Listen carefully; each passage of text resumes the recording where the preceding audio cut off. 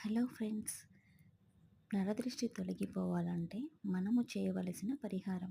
ఒక బూడిద గుమ్మడికాయని తీసుకొని దాన్ని 2 భాగాలుగా కట్ చేసుకొని అందులో ఉన్న సీడ్స్ మొత్తం తీసేసి ఒక న్యూస్ పేపర్ కానీ లేదా ప్లాస్టిక్ ప్లేట్ లాంటిది తీసుకొని అందులో నవధాన్యాలను పోసుకొని ఆ గుమ్మడికాయని ఆ నవధాన్యాలపై ఉంచి అందులో నువ్వుల నూనె పోసి దీపం వెలిగించుకోవాలి. దీపం వెలిగించుకున్న తర్వాత మన మనసులో కాలభైరవుడిని అలాగే మన ఇష్టదైవాన్ని ప్రార్థించుకోవాలి. మన మనకున్న సమస్యలన్నీ చెప్పుకోవాలి. మనకున్న సమస్యలన్నీ తొలగించమని ఆ దైవాన్ని ప్రార్థించాలి.